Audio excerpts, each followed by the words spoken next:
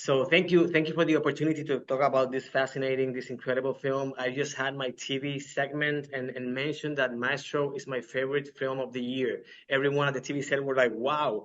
Um, anyway, let me start with you, Bradley. I watched the film at the Lincoln Center during the New York Film Festival, and you were there, but it was during the strike. You were sitting very close to me, and I couldn't help but look at you, and you had this satisfaction look in your face with every reaction from the audience in some pivotal scenes.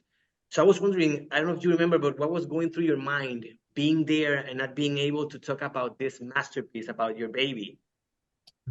I do remember that very well because that was the first time I'd seen the movie with an audience.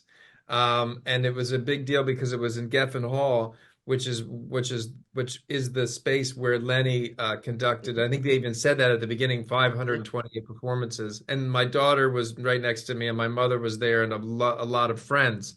Um, I'm not so great at screenings of stuff I've done because I was very aware of the person with the wrapping of the candy like right behind me.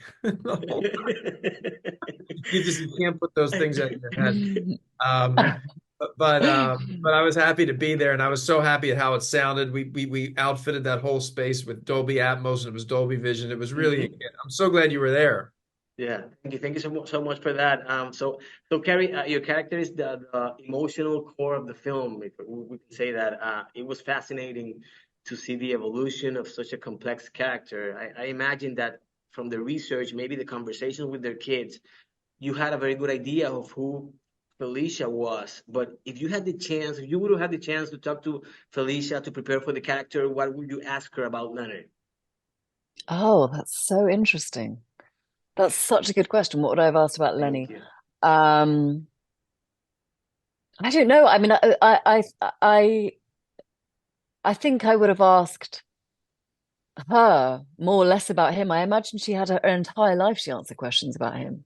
So I wonder what I would have asked. I would have been very focused on asking her about her own experience. So I wonder, you know, was it worth it? Is a brutal question, but I'm sure the answer would be yes. I think, she would be on my list of people if I could have a dream dinner table. Lenny and Felicia would be firmly sat at the head of that table. I could ask them questions all night. Excellent, thank you for that. So, Bradley, both your films as a director are related to the world of music. How has your relationship with music changed or evolved in the past, let's say 6, 8, 10 years? Mm. I think that it's sort of become focused in how I could use it or benefit from the rhythmic sense I have as a storyteller in my head, at least to be able to put that down onto paper and then onto film. Yeah, working out how to utilize that sort of musicality, however it works its way within me. Yeah, and maybe and have more confidence in it now going farther because I felt like I grew in confidence of listening to my instincts from A Star Is Born to this movie and hopefully keep evolving.